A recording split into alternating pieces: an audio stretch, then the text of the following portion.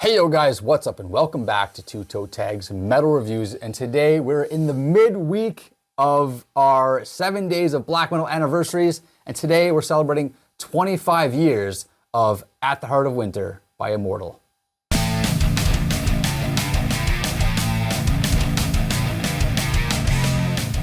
So, middle of the week, Immortal.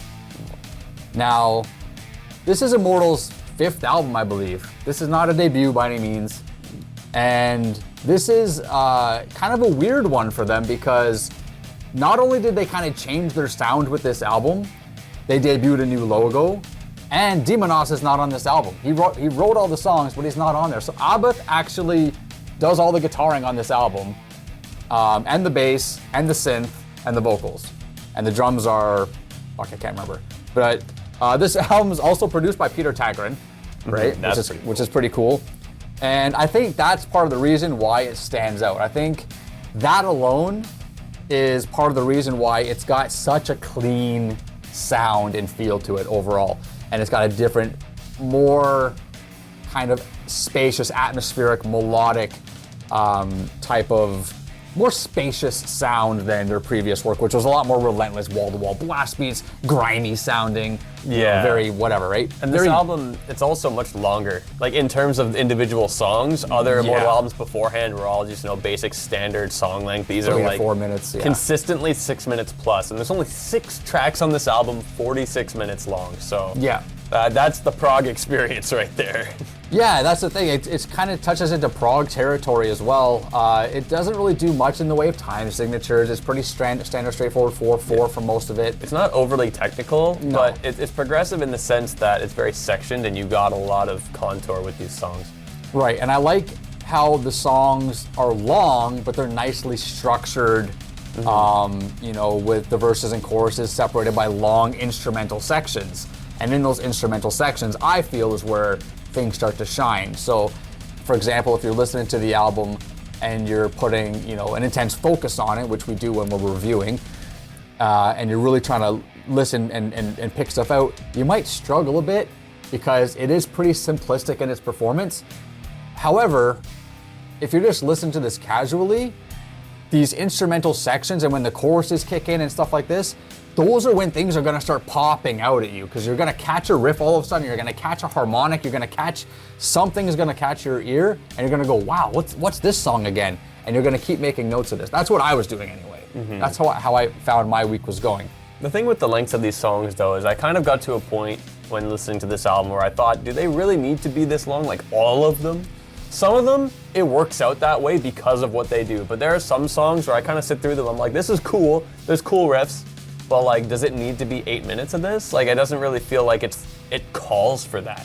Not to say that it's super detrimental, oh my God, this is just dragging along, but it's just like, it feels like this song could be captured in half the time and it wouldn't have made a difference. Some of the songs on this record are feel proper at that length.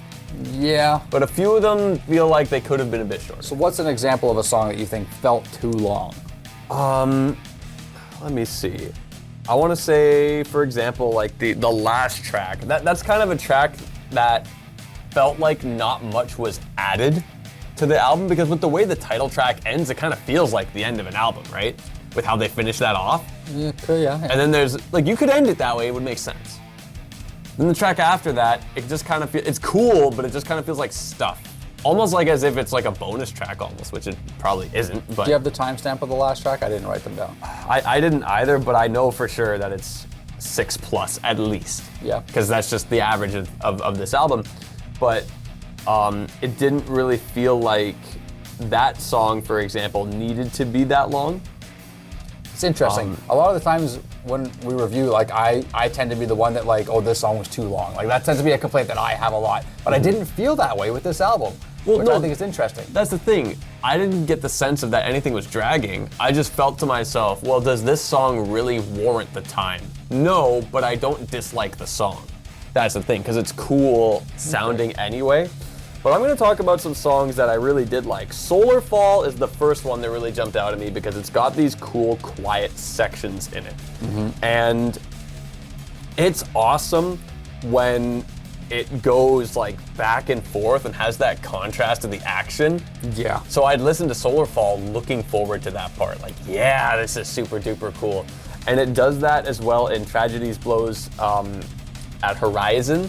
And it also kind of ends like that, having the quiet part and then coming back with the rest of the band. And they also have this quiet stuff as an intro to the title track, which I think is a really sick intro, especially for being 2 minutes long. We complain about intros that are too long, and 2 minutes is quite a bit just for an intro to a song. Did not bother me on the title track. Yeah. I thought it was really cool. And yeah, so that's, the synth that comes after the guitar with the wind blowing in it. Super cool, really sets the tone. The way I like to see title tracks is that your album art invokes the title. So when I think of this title track, I think of the album art, which is like this giant castle at the heart of winter. In Blasier. Like that whole thing. And it sets Blasier or whatever. What do they call it? I don't even know. Oh, it's basically this like the fantasy land they created. It's where all their lyrics and stuff are based out of. It's like all the battles take place there, all their album art's there. Yeah, this has got a weird name. I don't know how to pronounce it. It invokes that very well. It invokes that with that title track. I like that. But so there's one part. I think it's in Tragedies Blows at Horizon. Yeah, after the quiet bit, the band comes back, and then in that riff you hear the guitar. Love it. So sick. Love that every time I hear it. It's super duper awesome. I love how firm and prominent that harmonic is. Yeah, and it's funny when you mentioned, the production of this album. Before listening to it, I looked up some tier lists, like some just community-made tier lists for Immortal albums. Like, what do people generally think of this record? It's an S tier. Yeah. With Pure Holocaust as well. So I thought, okay, I'll check out Pure Holocaust, which is from 1993, just to compare, see what the difference is. Pure Holocaust has what I would describe as the basement tape sound. Yeah. Very, very, very rough sounding. It was honestly kind of hard to listen to. Yeah. But I could tell that musically, there's some cool stuff they're doing. It's just the audio quality is not good to my ears. So hearing this one was a huge step up in terms of the sound. You've got the old school sound, but it doesn't, it's listenable, right? And it sounds nice. But, well, everything Immortal related before this album was produced by somebody different and also had Demon Oz on guitars. So this album, consider the fact that all the guitars on this album were performed by the bass player. Yeah, that's impressive. So when you're hearing things like those pinch harmonics, for example, and they sound as clean and as firm and prominent as they do, I mean, yeah, he can play guitar, obviously, but it's just kind of cool that that's the fact of the album. That's kind of cool. Yeah, no, and that's huge on, Abaf, to be able to do all those parts for this record, have this record sound cool, very, very impressive. One thing I thought I'd mention, which is pretty funny, tracks 1, 3, and 4 basically all start the same way. It's on the same note. I never even noticed that. Because it's I would hear, I went to track 3 and then I heard track 4. I'm like, I feel like I heard this. What the heck? So I just checked them. I'm like, oh, they all start on the same note. Wow. Usually I notice stuff like that, but. So I thought that was pretty funny. Never caught that. But yeah, it's those 3 songs were really the main ones that stood out to me the most. Those 3 were super duper sick. And the rest of the album is good, but they didn't really have many moments that were super duper notable like those other 3, right? I find it interesting that Tragedies Blows at Horizon is one of your top tracks, considering it's the longest track on the album. They made it work, though. I'm not complaining about general song lengths. I know. It's just it's ironic. It's a bit ironic, yeah. Yeah. You made a comment about the song length, and then the longest song is the best song. It's just weird how that worked out. Yeah, but with that song, they put it together in a way that it made sense, right? It has a contour to it. It has the quiet parts. It comes back and forth. That warrants the length for me, more than a track that just kind of goes straight through, and it's 7 minutes of that. Maybe that could be trimmed a little bit. Yeah. You know what I mean? Yeah, for me, I think all the songs on this album are pretty good. I definitely enjoyed them, and they all have parts, usually riffs and stuff like this, and little sections where they kind of quiet down and the toms do a little thing, and then synthesizers here and there. I like all that stuff. A couple that stood out to me were Dark and Light Don't Differ. I think that's a badass name for a track, and I think that would have been a cool album name instead of At the Heart of Winter. I think that would have been cool. And it kind of reminded me of Where the Corpses Sing Forever by Karak Angren. And I wonder if they got an inspiration from this, where Dark and Light Don't Differ. Those two album names kind of ring the same to me. Is it because they both have where? But it's also, it's where and then something that doesn't make sense.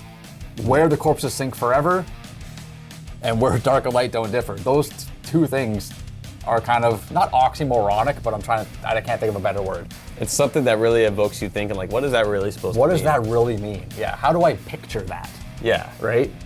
So I think that's cool. And I really love those two albums. I love that Karakangan album name, and I think this would have been cool. Anyways, the song, though, is a highlight for me on the album. I think the chorus stands out on this song.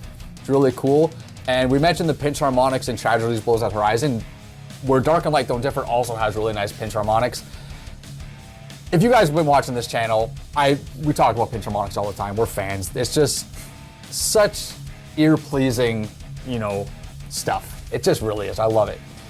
But the other song that really kind of stole my heart this week on this album was Solar Fall. So I think it's the best song on the album. I love how it switches through its different sections. I love how the kick drum switches between 8th notes and 16th notes. I love how they break it down and they have tom grooves and then they pick it back up, and there's just so much range in the song. There's this weird thing that happens at the 4 minute and 48 second where the song kind of phases in and out, alternating left and right channels. Did you notice that part? It kind of goes not sure. I'd have to listen again. For like a bar, like it's not much. And it's unnerving, but it's weirdly satisfying. Like every time it came on, I just stopped what I was doing and just listened to it and just let it happen. I was like, oh, that's so weird and chilling in a way, right? That's what I want from music. That's exactly, precisely what I want from music, is for me to sit there and feel something. And sit there and be caught in that moment. It didn't matter what I was doing. If I was playing a video game, I'd pause it. If I was drawing, I'd put my pen down. If I was at work, I'd step away from my computer and just let that single part happen and then resume what I was doing. Mm-hmm. I don't know why, but it caught me. And it was weird. At first I was like, what the fuck is this? Then after I was like, what is this? Like it's a weird thing. And it only happens once on the album. And yeah, all the power to them for stuff like that. That's great. And that's why we do what we do. Like that's why we listen to albums a lot when we review them. For a whole week. If he only heard it the one time, he wouldn't be saying what he's saying right now if he only just heard it the one time and had his initial response. That's right. Because yeah, when I first heard it, I thought it was like a weird, it almost sounds like a mistake at first. Mm-hmm. It sounds like it's not supposed to be there. But then after you listen to it again, you kind of realize there's a structure to it. There's a formula to it. Mm-hmm. And it kind of does this weird thing if you're listening to it on stereo and it goes, ooh, kind of. It's really cool. I really liked it. That weird part is the highlight of the album for me, which is awkward. But it is what it is, man. So with that said, how do you feel about rating? Well, I guess I'll start first. I like this album quite a bit. And it's funny because we actually reviewed Immortal last year with their album War Against All. Neither of us liked it. No. It was just like a whatever kind of album. So It's cool to see, that we checked them out again with one of their classic albums and we see like what these guys are really made of. And I think this is a strong album. I feel like half of the album, super awesome. I love it. The other half is like fine, good enough, but it doesn't hit the highs that other half does, right? It's only 6 tracks. That's one thing that's difficult about considering ratings and our rating system is that it's only 6, right? You only have so many, kind of points you can give to each song. But it's a solid, strong album. It's gonna get a 7 from me because it's good. I would listen to it again. It doesn't hit the magic for as long as it could to reach a toe tag for me. Fair enough. I think this album, this band is basically, they, got their inception in the second wave of Norwegian black metal, or the second wave of black metal, which was Norwegian black metal. And, but this album was a turning point for them, and it kind of set them on a different path. And going forward, they, had a more refined sound, more of an immortal sound, more identifiable. But it was also kind of a pivot point for the genre, where it kind of enabled the genre to kind of branch out and be a little bit more atmospheric and be a little bit more melodic and not so blast beaty and not so rough sounding, right? Mm-hmm. So it's kind of a bit of a pivot point in that regard. So I have to give it some respect for that.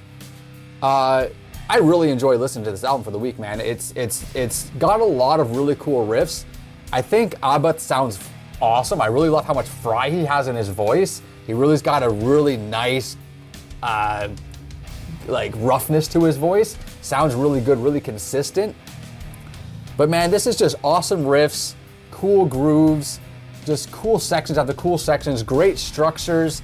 I'm giving this album a toe tag. I think it's just well performed, and I think it's just one of the better works out of this band. And you know, it's for me definitely, like you mentioned, other people said S tier album for Immortal. For me, it's also S tier Immortal as well. So yeah, it's a toe tag for me. Well, there you have it, a toe tag from Vile Self and a 7 from myself. Barely not going to make the list, but we still both enjoyed this album quite a bit regardless, and we suggest you guys check it out as well. If you haven't already, it's been out for 25 years. Let your thoughts be known in the comments. If you like this album, if you like it as much as any other Immortal album, we'd love to hear what you guys have to say, and that is it for our review. Subscribe if you guys are new to the channel. I'm TV Fish. And I'm Vile Self. And keep the horns up.